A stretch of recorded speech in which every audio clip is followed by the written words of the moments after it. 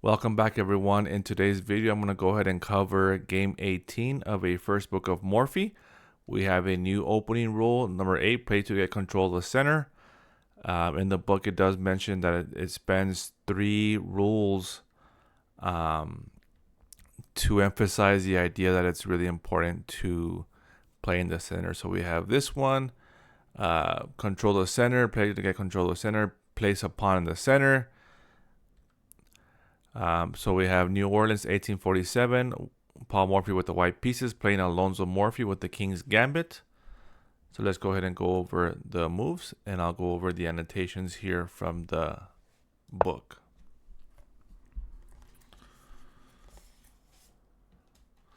Okay, so we have e4, e5, f4 with the King's Gambit. Black captures, and then white plays bishop c4, and not the usual knight f3. And here it makes a note that against knight f3, g5, h4, g4 is effective because it kicks the knight out. And because the bishop in this game, because the bishop is over here on c4, there is no knight here.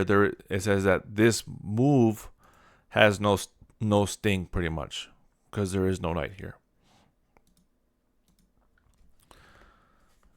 So we have queen h4. Most double-edged answer. Black will have to move his queen again soon, but white loses a castling privilege. Okay. And again, if you play g3, then it's already bad for white. Right. Black goes g2, and then this is already bad for white. So king f1, bishop c5, black threatens queen f2 mate. But it isn't an effective threat. The best defense is a counterattack. So white goes d4. White has gained control of the center. Bishop b6. Knight f3, attacking the queen. Queen e7. In such positions, it is usually best to play queen h5 to pin the knight. But white will quickly relieve the pin by bishop f4 and knight c3. Guarding his queen. So here again, black's plan is to play, or white's plan is to play bishop takes on f4, knight to c3.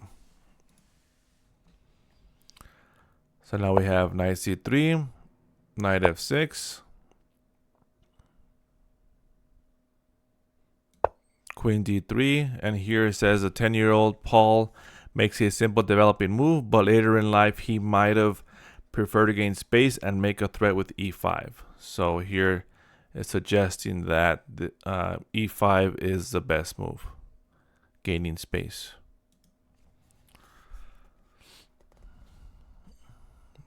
So queen d3, then we have c6, and again I mentioned white's control over d5. Okay, so let's highlight d5. White's control over d5 and the likely exposure of black's king on the e file.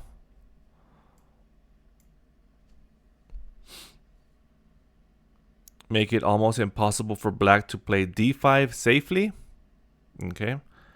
So he should be content with d6 and a bad position. Right. Again, so the book, the author is trying to say that in this position, because the king is still in the center, white is trying to open up the position, right? If white goes here and black plays d6, then white will take. If queen takes or pawn takes, then that opens the center, and then now here comes maybe king f2 and then rook to e1, or bishop c2 with rook to d1 to place both rooks in the middle to attack the king in the center.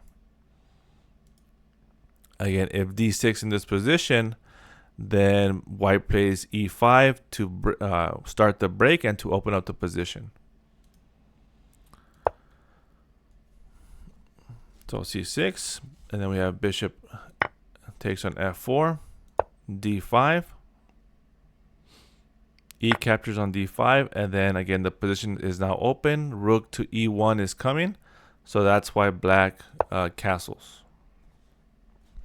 White's lead in central control and development show well.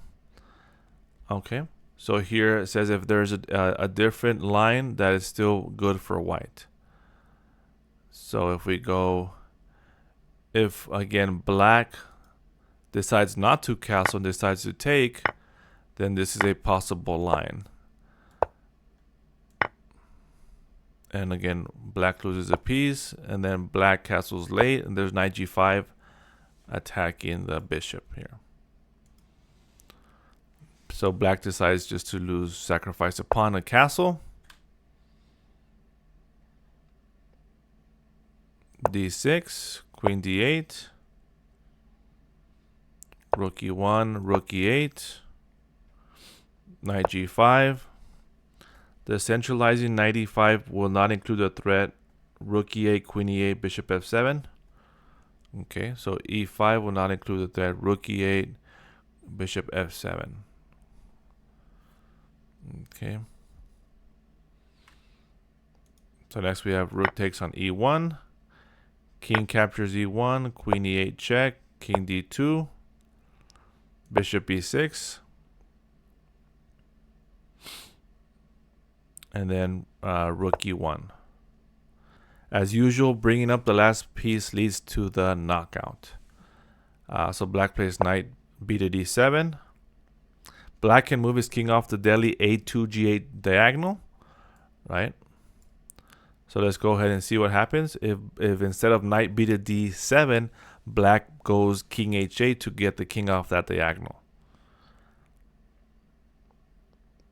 Right after which white's plan is to capture one knight or two on f6 in preparation of queen h7. Okay, so let's go through it. Okay, and his plan is to take twice here. Takes, takes, takes with check. Bishop e5 should create enough pressure for white to win in this line. Okay, but again, black goes knight b to d6, knight b to d7. So next we have knight captures on e6, f captures on e6, rook captures e6, queen d8, and here in this position says that black resigned. Right, so I guess black didn't even play this queen move. Black just resigned. So if queen d8, then rook e8 is a discovered check, and that is checkmate. If rook f7, then we have rook e7 with a pin. Now black has to take, and then again white is winning. So let's go ahead and go to the beginning of the game. Let's do a quick recap with the annotations from the computer analysis. And here,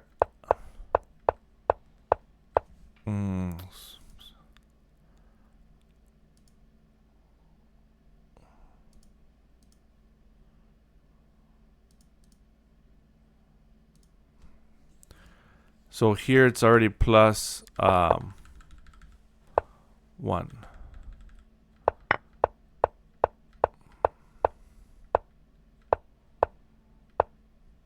Again, it's saying that this is a blunder and that e5, or in this position, black should have played d6.